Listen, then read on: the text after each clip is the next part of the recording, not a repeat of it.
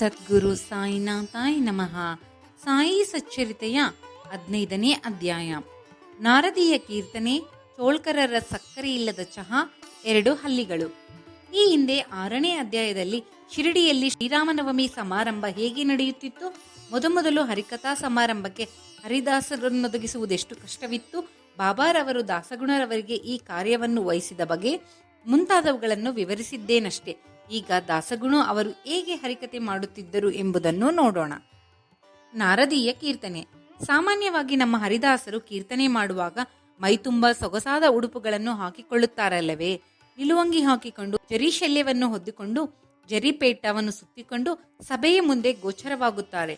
ಒಮ್ಮೆ ದಾಸಗುಣರವರು ಸಹ ಇದೇ ರೀತಿ ಉಡುಪನ್ನು ಧರಿಸಿ ಕೀರ್ತನೆ ಮಾಡುವ ಮುನ್ನ ಬಾಬಾರವರಿಗೆ ನಮಸ್ಕರಿಸಲು ಬಂದರು. ಇದನ್ನು ನೋಡಿದ ಬಾಬಾ, ಏನೋ ಮದುಮಗನ ಹಾಗೆ ಶೃಂಗಾರವಾಗಿದ್ದೀಯಲ್ಲ, ಏನು ಸಮಾಚಾರ ಎಂದು ಕೇಳಲು, ಕೀರ್ತನೆ ಮಾಡಲೊಸಗ ಎಂದು ಗಣು ಉತ್ತರ ಕೊಟ್ಟರು. ಆಗ ಬಾಬಾರವರು, ಕೀರ್ತನೆಗೋಸ್ಕರ ಇಷ್ಟೊಂದು ಆಡಂಬರವೇ, ನಿನ್ನ ಈ ಆಡಂಬರವನ್ನು ಬದಿಗಿಡು ಎಂದರು. ಆಗ ದಾಸಗುಣರವರು ತಮ್ಮ ಶೃಂಗಾರ ವಸ್ತುಗಳನ್ನೆಲ್ಲವನ್ನೂ ತೆಗೆದಿಟ್ಟು ನಮಸ್ಕರಿಸಿ ಕೀರ್ತನೆ ಆರಂಭ ಮಾಡಿದರು. ಕೀರ್ತನೆಯ ಪದ್ಧತಿಯನ್ನು ಆರಂಭಿಸಿದ ನಾರದರು ಸಹ ತಂಬೂರಿ, ತಾಳ ಇವುಗಳನ್ನು ವಿನಃ ಹೆಚ್ಚಿಗೆ ಏನೂ ಇಟ್ಟುಕೊಂಡಿರಲಿಲ್ಲ.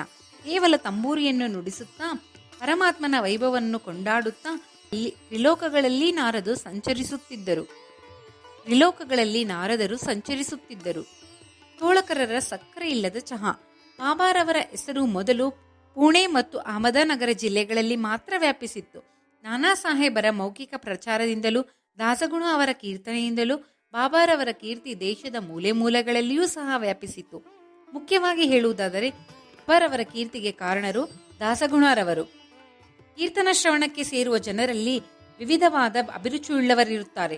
ಕೆಲವರು ಕೀರ್ತನಕಾರರ ಜ್ಞಾನವನ್ನು, ಕೆಲವರು ಅವನ ನಟನೆಯನ್ನು, ಕೆಲವರು ಅವನ ಹಾಡುಗಾರಿಕೆಯನ್ನು, ಕೆಲವರು ಅವನ ಹಾಸ್ಯವನ್ನು, ಕೆಲವರು ಅವನು ಹೇಳುವ ಉಪಕಥೆಗಳನ್ನು, ಕೆಲವರು ಅವನ ವೇದಾಂತಗಳನ್ನು ಮೆಚ್ಚುತ್ತಾರೆ.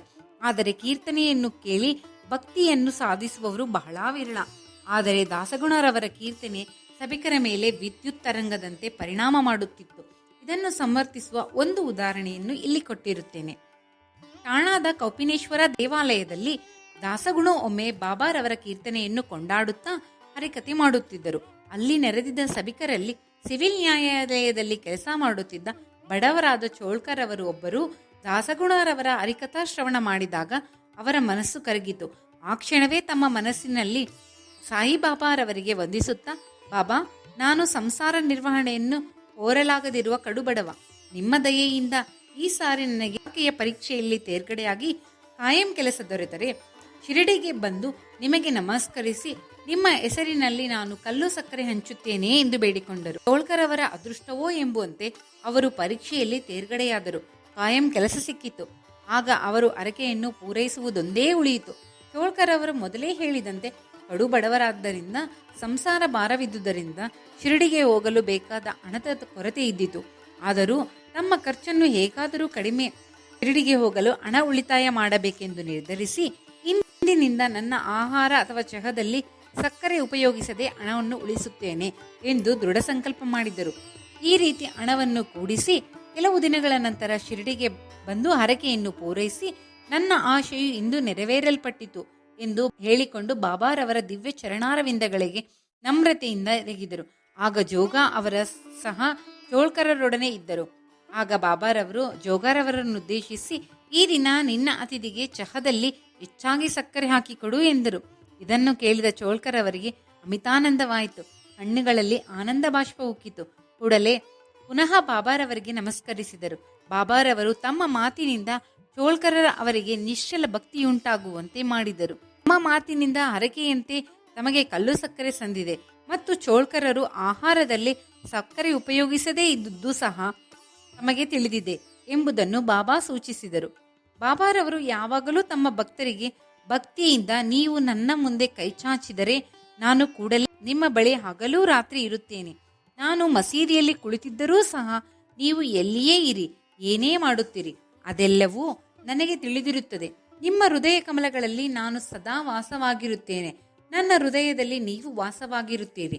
ನಿಮ್ಮಲ್ಲಿ ಮತ್ತು ಸಮಸ್ತ ಜೀವರಾಶಿಗಳಲ್ಲಿ ವಾಸವಾಗಿರುವ ನನ್ನನ್ನು ಅನವತರವೂ ಧ್ಯಾನಿಸಿರಿ. ಈ ರೀತಿ ಯಾರು ನನ್ನನ್ನು ಆರಾಧಿಸುತ್ತಾರೆಯೋ ಅವರೇ ಧನ್ಯರು ಎಂದು ಬಾಬಾ ಹೇಳುತ್ತಿದ್ದರು. 2 ಹಲ್ಲಿಗಳು. ಬಾಬಾರವರು ಒಂದು ದಿನ ಮಸೀದಿಯಲ್ಲಿ ಕುಳಿತಿದ್ದರು. ಭಕ್ತನೋರ್ವನು ಅವನು ಸಮೀಪದಲ್ಲಿ ಕುಳಿತಿದ್ದನು. ಆಗ ಒಂದು ಹಲ್ಲಿಯು ಲೊಚಗೊಟ್ಟುತ್ತಿತ್ತು. ಕುತೂಹಲದಿಂದ ಅವನು ಹಲ್ಲಿಯ ಲೊಚಗೊಟ್ಟುವಿಕೆ ಏನನ್ನಾದರೂ ಸೂಚಿಸುತ್ತದೆಯೇ, ಅದು ಒಳ್ಳೆಯ ಶಕುನವೇ ಎಂದು ಬಾಬಾರವರಿಗೆ ಕೇಳಿದನು. ಆಗ ಬಾಬಾರವರು, ಆ ಹಲ್ಲಿಯು ಈ ದಿನ ಔರಂಗಾಬಾದ್ನಿಂದ ತನ್ನ ತಂಗಿಯು ಬರುವಳೆಂದು ಆನಂದದಲ್ಲಿದೆ ಎಂದರು. ಅವನಿಗೆ ಏನೂ ಅರ್ಥವಾಗಲಿಲ್ಲ. ಸುಮ್ಮನೆ ಕುಳಿತಿದ್ದನು. ಸ್ವಲ್ಪ ಹೊತ್ತಿನ ನಂತರ ಓರ್ವ ಭಕ್ತನು ಬಾಬಾರವರ ದರ್ಶನಕ್ಕಾಗಿ ಔರಂಗಾಬಾದ್ನಿಂದ ಕುದುರೆಯ ಮೇಲೆ ಬಂದಿಳಿದನು. ಕುದುರೆಯನ್ನು ಕಟ್ಟಿ ಉರುಳಿಯನ್ನು ತರಲು ತನ್ನ ಹೆಗಲ ಮೇಲಿದ್ದ ಚೀಲದ ಧೂಳನ್ನು ತೆಗೆಯಲು ಚೀಲ ಕೆಳಕ್ಕೆ ಹಾಕಿದನು. ಕೂಡಲೇ ಅದರಲ್ಲಿದ್ದ ಒಂದು ಹಲ್ಲಿ ಹೊರಗೆ ಬಂದು ಎಲ್ಲರೂ ನೋಡುತ್ತಿದ್ದಂತೆಯೇ ಗೋಡೆಯ ಮೇಲೆ ಹತ್ತಿ ಲೊಚಗುಟ್ಟುತ್ತಿದ್ದ ಹಲ್ಲಿಯ ಹತ್ತಿರ ಹೊರಟಿತು. ಬಾಬಾರವರು ಆ ಭಕ್ತನಿಗೆ ಅದನ್ನು ತೋರಿಸಿದರು. ಅವೆರಡು ಆನಂದದಿಂದ ಆಡಿದವು. ಕುದುರೆಯ ಮೇಲೆ ಬಂದ ಔರಂಗಾಬಾದ್ನ ಪ್ರಯಾಣಿಕನ ಚೀಲದಲ್ಲಿ ಹಲ್ಲಿ ಹೇಗೆ ಸೇರಿಕೊಂಡಿತು? ಬಾಬಾರವರ ಈ 2 ಹಲ್ಲಿಗಳ ಮಿಲನವನ್ನು ಹೇಗೆ ಮುಂಚೆಯೇ ಅರಿತಿದ್ದರು ಎಂಬುದನ್ನು ನಾವು ಕೂಲಂಕುಷವಾಗಿ ಪರಿಶೀಲಿಸಿದರೆ ಬಾಬಾರವರ ಸರ್ವಜ್ಞತ್ವ ವೇದ್ಯವಾಗುತ್ತದೆ. ಯಾರು ಈ ಅಧ್ಯಾಯವನ್ನು ಶ್ರದ್ಧೆ ಭಕ್ತಿಯಿಂದ ಪಠನೆ ಮಾಡುತ್ತಾರೆಯೋ ಅವರ ಕಷ್ಟಗಳು ಬಾಬಾರವರ ದಯೆಯಿಂದ ದೂರವಾಗುತ್ತವೆ. ಶ್ರೀ ಸಾಯಿ ಪ್ರಣಾಮಂ.